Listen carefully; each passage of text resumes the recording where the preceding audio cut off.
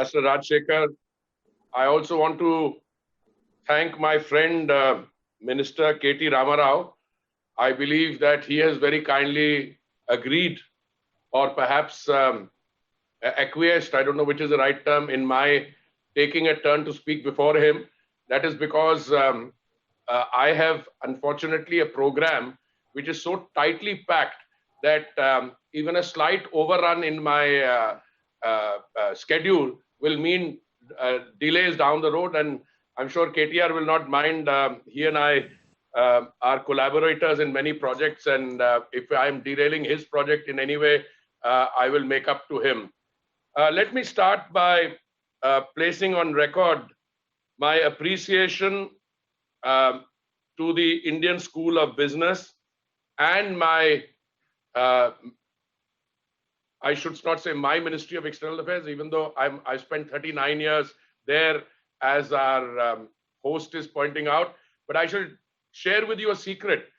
Those are the 39 years I spent in the Ministry of External Affairs working myself, because I was also born into the MEA, which means that when I was born in 1952, my father was already a member of the ministry. So if you have to look at extent and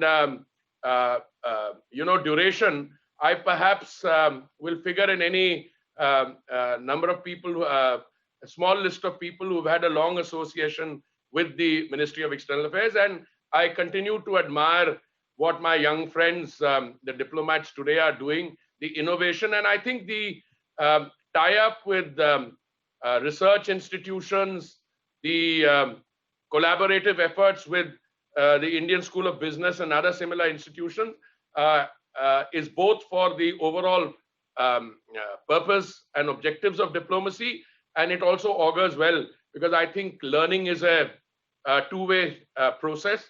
And the previous speaker, the Professor Sohani, was mentioning that how the business professionals and those who are doing the cerebral work in the institute can learn from diplomats. Equally, diplomats continue to learn from those who are in the actual business of, carrying out economic activity. Therefore, let me start by trying to share with you my perception of what COVID-19 as a pandemic has done. And I speak straight from the heart. I was ambassador and permanent representative to the United Nations in Geneva. I also later I was ambassador and permanent representative in New York. I have some knowledge, a little more than a nodding acquaintance. Let me say I have some working knowledge on how the international community responds to pandemics. I was around when we had to deal with H1N1, swine flu. I was around when we had to deal with Ebola. And I also know something about SARS. Each of them was of serious concern to the international community, but I think COVID-19 is different. And I think COVID-19, if at all it has to resonate on any template, reminds us of the Spanish flu of 1918 in terms of the devastation it has caused. So whenever you write the history of the world that we live in, contemporary history, there will be a pre-COVID period and there will be a post-COVID period. And I'm not mentioning this pre-COVID and post-COVID in terms of how we deal with this pandemic. I'm the eternal optimist. Those of you who have worked with me, and I think especially in the Ministry of External Affairs, we have individually, we have collectively navigated through a number of difficult challenges. And I have no doubt that we will come out much stronger after COVID-19 as a country and as a society. But I think that's important not only to meet the challenge of COVID-19, it is important for another reason. Because the overall struggle that takes place between man and nature, and the devastation that the human being and the human race are causing to the nature, to the ecology, the one we live in, makes it entirely possible that COVID-19 will not be the last occasion that we have to face a challenge of this kind. And therefore, it brings us back to some home truths, which I shall come back to, which are part of my speaking notes. But let me just say that we should have seen COVID-19 coming. Now, I know I'm making a strong statement. I could be challenged. I would be asked, what makes you think? Well, there are people, including my friend Nassim Nicholas Taleb, the author of the famous, Anti-Fragile and other famous books, Black Swan, who had predicted it. I mean, I don't think he had predicted COVID-19 exactly in the form of COVID-19, but he had talked about us getting ready for an event of this kind. Now, as we prepare to meet this challenge, and which I think in India we have successfully we managed quite well so far. We were one of the first countries in the world, thanks to the Prime Minister's inspirational leadership and his ability to see the shape of things to come. We were one of the first countries in the world to ban flights, Air India from China, normal flights. The private sector, Indigo, followed 2 days later. This was, I think, as early as March of this thing. I was addressing a public meeting when I used the word pandemic, and a bright researcher sitting behind me said, "Sir, the WHO is not using the term yet, and you are calling it a pandemic." Well, we are learning. I saw all the ingredients of a pandemic. SARS had a mortality rate of 17%. In the case of COVID, we brought it down to 1.4%. We are testing more than 1 million people a day. Our recovery rate is very good. Our positive testing rate, all that means we are on top of the situation, even though we will have, I think, a few weeks to deal with the current wave. What are the lessons that we have learned from this pandemic and the disruption it has caused? Well, I would say the first is that nations need to have robust healthcare infrastructure and public health emergency protocols in place. This, without doubt, is the most important takeaway that we have. I remember when I was ambassador to Brazil, I was writing to the central government advocating that at least 3% of the budget should be set aside for healthcare. But it's very easy for an ambassador to make a recommendation, but not so easy for a finance minister to make the allocation. But I think COVID has driven home the point that we must have robust healthcare infrastructure and public health emergency protocols in place to tackle a global public health crisis on this scale that has the potential to disrupt all chains of function. The second takeaway I think that we have is that countries that are globalized, and I think most of us are, they must not, and they must ensure they don't become overly dependent on any single nation or region for the supply of essential goods and services. And this is a risk that has to be mitigated. De-risking and diversification of supply chains has become an unequivocal call for nations worldwide. What has COVID-19 done to us? How does this compare with the other global shifts that have taken place? I could cite the fall of the Berlin Wall, and the 9/11 terror attacks, to 2008 financial crisis, to name only a few. But I think in many respects, COVID-19 is sui generis. That is, it is one of a kind. Now, when I was a young diplomat with something like 7 years of service, our concept of trade was essentially dealing with the importation of goods. We were having disputes with our major trading partner like the United States on things like industrial fasteners and sanitary casting. Today, when we talk about trade, we are talking about a host of other issues. We added services to the world of trade and goods. Today, we talk about data security, health, biosecurity, supply chain resilience, and national security. The world, I think, it doesn't matter where the virus came from, whether it came from the wet markets of Wuhan or it came from elsewhere, let's be absolutely clear that this is going to alter the way we live. That's why I call it a pre-COVID and a post-COVID time.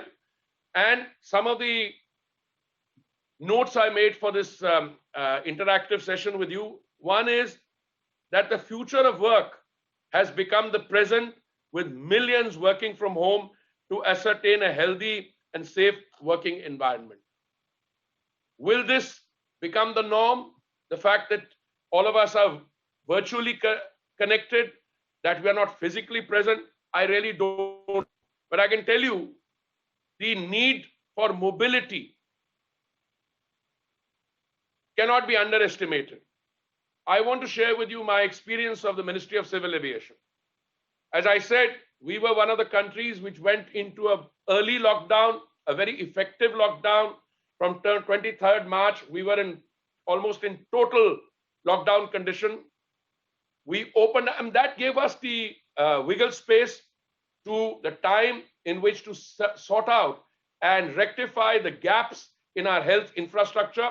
And I can tell you with confidence, the fact that we can make 1 million PPE masks or manufacture ventilators on a large scale is because we bought ourselves time and got this sorted out. We were the pharmacy of the world even earlier, providing generics. But today we stepped into a different thing. Today, when the vaccine becomes available in a few months' time, I believe we will be one country where, whether it's a Serum Institute or other such institutes, which will be making the vaccine by the millions every day to provide to the world. But there are few things which I think we need to understand. When it comes to a choice between life and livelihood, the choices are not easy. It was very easy to make the choice on 23rd March to go in for a complete lockdown and to value life, to place a premium on life over everything else. But very soon we realized, and rightly so, that if you don't also open up economic activity, then you are going to cause disruption and devastation of a similar kind, but through a different method. So we opened up. Let me give you the statistics on civil aviation. We opened civil aviation on 25th May, a good 2 months and 2 days after we had completely locked down. We opened on 25th May with 30,000 passengers in a day. 2 days or 3 days ago, I think just before Diwali, we carried 225,000. And with the scale at which we are opening up in a calibrated manner, we already opened up 70% capacity. I've already encouraged my colleagues to look at 80%. I am confident that by the end of the year, by 31st December, or soon thereafter means a week or 2 weeks thereafter, we will be back to pre-COVID levels. But that requires, in turn, that we continue to maintain the existing safety protocols, we strengthen them, and we are able to adapt. That requires both professional people coming together to set up those protocols, but it also requires a degree of self-discipline. And I must share with you that as a proud Indian, I have to say, when it comes to disregarding protocols, we do quite well on a global scale of people who are less than fully disciplined. Well, I think it may be a function of democracy. I've seen protests taking place in the United States, another robust democracy, where people resorted to physical, protest in order to register their voices against the lockdown. Well, I can tell you, there is nothing more serious that requires real serious introspection than the need for discipline and to follow protocol. And I don't think the story is over. We need technology. We need all the help we can. And I want to come to you because I think one of the things which we should have realized is that the COVID pandemic came to us at a time when technology was receiving a quantum boost. You know, we were at the cusp of the fourth industrial revolution. We are today, we can say that research is taking place on artificial intelligence, on, all other aspects of this frontier breaking technology, and we are applying that in our cities. I can tell you from my other portfolio, housing and urban affairs, uh, the integrated command and control centers, which are there in more than 50% of the more than 50 of the 100 cities, they use this technology for crisis management. Technologies like GIS mapping, telemedicine services are being deployed to assess urban centers across the country to tackle COVID-19. The Atmanirbhar concept, process is not likely to, it will most definitely lead to the emergence of a stronger India.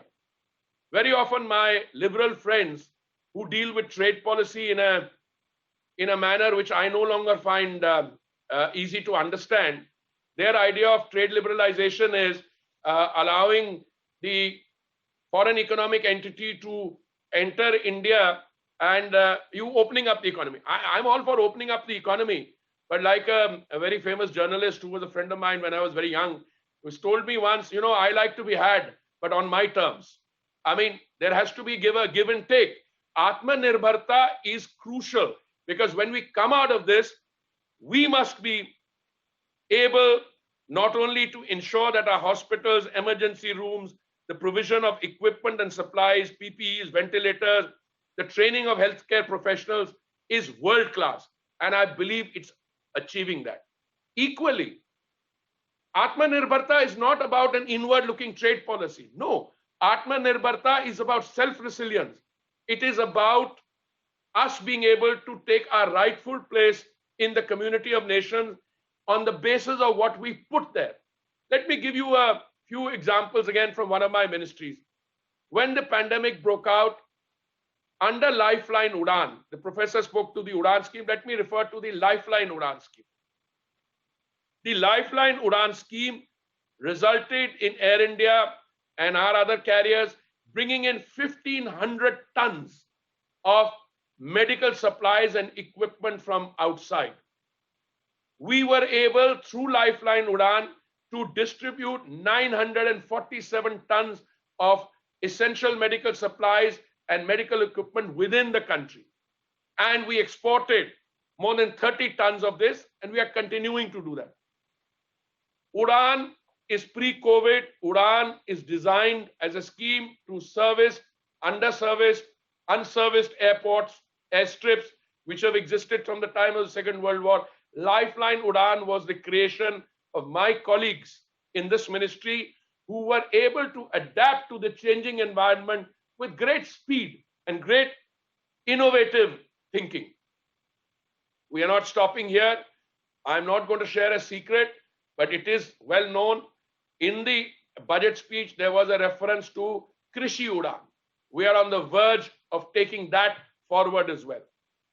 When I go into parliament, mostly, let's say 10 years ago, what would have happened when a minister goes into parliament? Most people come and said, railway gadi, train should pass through my town. Today, every MP that I meet has a demand for an airport, if not in his capital, all the capitals are well served, in his district and even preferably sub-district. And they want these airports to be international.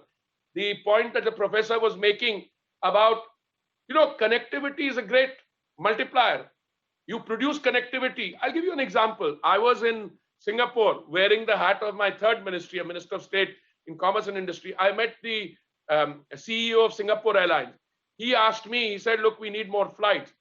So since I was only a month old or 2 months old, I don't know, I didn't have these statistics on my fingertips. I asked him, sir, how many flights do you have to India?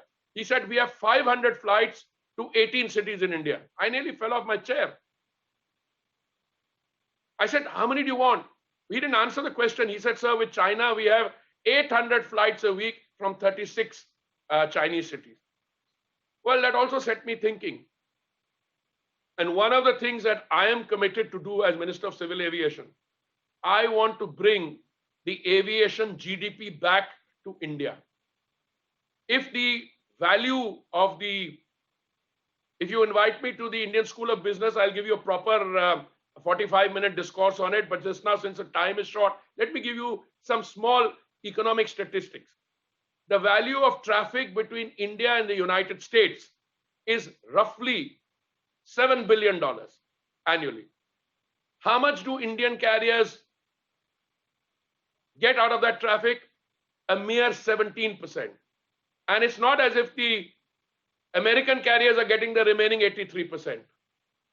I'm not going to say who's getting it, but I see no reason why an Indian flagship carrier or the private sector carrier should not be earning more money flying passengers. I mean, these are what I call distorted business models. Why do I call them distorted? Because something went wrong. Now, distorted business models, let me share from my days as a trade negotiator. I was a young first secretary. I had to deal with something called the MultiFiber Arrangement that governed the international trade in textiles and clothing. When I went there, I was dumbstruck.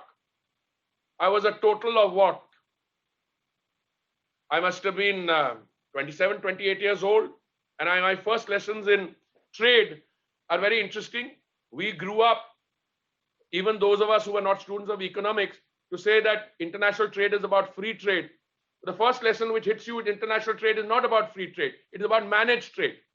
Because all the sectors of export interest to developing countries, whether they be agriculture or textiles, they were taken outside the free trade rules of the GATT, the predecessor instrument to the World Trade Organization, called the General Agreement on Tariffs and Trade, and they were put in a derogation from the free trade rules called the MFA, the MultiFiber Arrangement. What did it do? It produced arrangements between the supplying countries, which were developing countries, and the importing countries, which were the developed countries. All right? Similar restraints had been imposed on Japan earlier, but Japan grew and got rid of the restraint. What did we do? We happily accepted those things, and we were very happy. It came to such a distortion that when the MultiFiber Arrangement had to be undone as part of the Uruguay round of trade negotiations, many of my colleagues were saying, "Ye to bada kharab ho jayega. This will lead to disrupt." Yeah, because they had become so used to quotas and numerical limits set on their exports that we suddenly discovered that many people were utilizing the quota because there was rent seeking going on. Now, but it also produced distortion. Countries which were neither producers of cotton, countries which were neither having a history of textiles and clothing manufacture, they suddenly became textiles and clothing hubs, including in our neighborhood. Now, again, since we are amongst diplomats, I'm not to go further than that. But when the MultiFiber Arrangement was coming to an end, what we should have done, and I blame the previous government for that, because my government, Prime Minister Modi's government, took the corrective steps, but only after it came in 2014. We should have invested heavily in the modernization of this sector, in the import of plant and equipment, so that the post-MFA period, we could have risen and been competing. I have heard people argue that till we set up and become much more competitive in the manufacturing sectors, all these other arrangements are no news to us. This is what Atmanirbharta will do.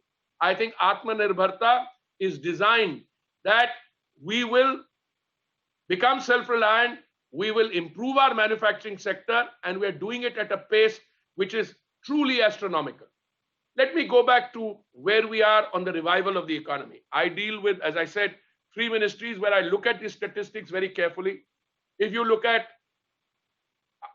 automobile sector, if you look at other forms of this thing, you look at real estate, I think my colleague and friend, Amitabh Kant, who is the CEO of Niti Aayog, put it very well. And he documents it in an interview. The fact of the matter is the economy is now firing on all 6 cylinders. We are almost back to pre-COVID levels. And we are today in a position where we can turn around and say that we have been able to deal with this emergency. Yes, we will need to keep the protocols in place. We will also need to ensure that we are not vulnerable further as we go along. Much of our festivities, I say this as a reasonably religious person myself, they can become super spreader events.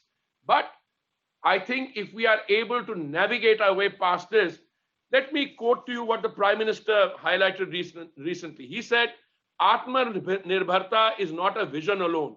It is a well-planned economic strategy that brings to the table returns with reality, demand with democracy, stability with sustainability, and growth with a green approach. I don't think anyone could have found a better way of describing Atmanirbharta. And to the Prime Minister, who is probably one of the world's most effective communicators, he has put it beautifully.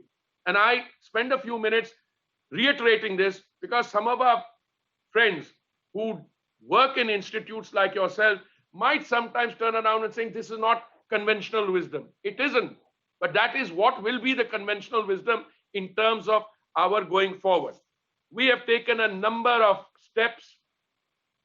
We have steadily risen in the ease of business index. We have recently undertaken labor and tax reform to make the country a more attractive manufacturing hub. We have leapfrogged to 63rd global rank in the ease of doing business of the World Bank, a jump of 14 places. In some of my housing and urban affairs ministry, we have in fact leapfrogged something like on construction permits. We have come back. We have come from 143rd place to 18 or 20th. So, I mean, no matter where you look, things are moving. We are committed to bringing our economic capacities and harnessing them in a more prominent role, both for global business and trade and innovation. We have taken a number of steps recently. On 11th November, the Union Cabinet gave the approval to introduce the production-linked incentive PLI scheme in 10 key sectors, such as for enhancing India's manufacturing capabilities and enhancing exports. These key sectors include advanced technology cell batteries, electronics, technology products, automobiles and auto components, pharmaceutical, drugs, telecom and networking products, textile products, food products, high efficiency solar PV modules, white goods, air conditioners and LED with specialty steel. I have a number of other items which listing. I will put this out in a statement subsequently. I just want to conclude with 2 or 3 broad indicators. When we became an independent country in 1947, 17% of India lived in urban spaces. But 17% on a total population, which in 1947 was around 350 million or so. By the year 2030, when the United Nations completes the 2030 agenda or the work on the Sustainable Development Goals, 40% of our population, or something like 600 million Indians, will be living in urban spaces. To cater to this growing urban population, we need to, and this is a McKinsey study, these figures are not mine, we need to make 600 to 800 million square meters of urban space every year. This is equal to 1 Chicago every year. 70% of the India of 2030 still remains to be built. It's in the process. And if we had more time, I could tell you what all we are doing in Delhi. You know, if Delhi's population in next census ends up at 2 crores, about 70% of it is being rebuilt. Unauthorized colonies, we are giving a Malkana Haq or a title.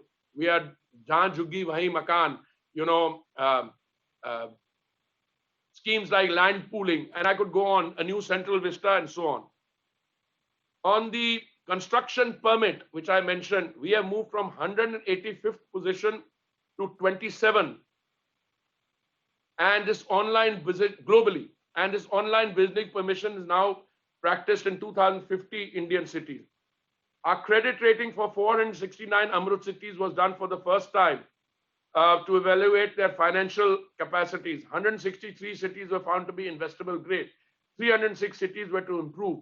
Just now, I think Lucknow has raised 200 crores in Bombay, in the stock exchange, and several other cities in UP are to follow. Urban transport with 700 kilometers of operational network in 18 cities, another 900 kilometers in the pipeline in 27 cities. The metro operations are moving ahead with great speed. Various metro rail components like rolling stock, signaling and telecom systems, electrical and electromechanical system, and civil engineering structures have been standardized, presenting these companies with a unique opportunity to invest. Where are we going in civil aviation? Last year, we dealt with pre-COVID 345 million passengers, both footfalls, arrivals and departures put together. I can say with confidence that in the coming few years, civil aviation will get a boost. We're getting what, another 100 new airports? Another 100 new airports. Our fleet size today should be around 750. I know airlines, when they come across a pandemic like this, they try to curtail the size of their fleet orders. But I can say with 7% penetration, which means out of every 100, only 7 Indians fly, and a 17% rate of growth, which we experienced pre-COVID at one time, we will move from 750, not to the 1200, which everybody says, but to 2000 aircraft, and we will do it pretty quickly. The advent of, there's a massive opportunity for investors across the aviation ecosystem, and aviation is a critical driver of economic growth across airports, airlines, ground handling, drones, ancillary services, manufacturing and maintenance, repairs, operations. Let me conclude finally by saying, whether it is housing, where you see not only the beginnings, but very, very prominent activity in the housing sector. Whether you see civil aviation, we're coming back to pre-COVID levels. But I think hopefully before too long, we will be able to reposition ourselves as an economic player in the global supply chain, and with our natural advantages, labor force, which is skilled, a technically skilled labor force, we offer cost-effective alternative destinations to de-risk and diversify global supply chain. And I think the various initiatives that the government has taken are creating opportunities that businesses both in India and outside can utilize. Even during this unprecedented time, there has been massive investment by global technology majors in India. We have received over $20 billion of FDI during this year. Google, Amazon, Mubadala Investments have announced long-term plans for India. This is a testament to the potential and opportunity that India has to offer. Green infrastructure supplemented by technology solutions will be a critical driver of growth in the next few decades. To this end, the Modi government is working towards creating the much needed interlinkages domestically and internationally. The most potent example of this is India has entered the pandemic with 2 manufacturers of N95 masks, only to later go on to sending critical medical supplies to over 150 countries, more than half of which were grants to our partners in the developing world. Herein lies the essence of the Prime Minister's call for Atmanirbharta for an Atmanirbhar Bharat, a strong, self-reliant India that builds its capacities to effectively play its role as a force for good in the world. Thank you very much. I also apologize. I think I have shifted from being a diplomat to somebody who is now in public life, and maybe I've also exceeded my time limit by a few minutes. I seek your indulgence. Thank you once again, all of you, for giving me this opportunity, MEA and the Indian School of Business. And my friend KTR, you can encash this check at your next time when you come to Delhi. Thank you very much. Thank you.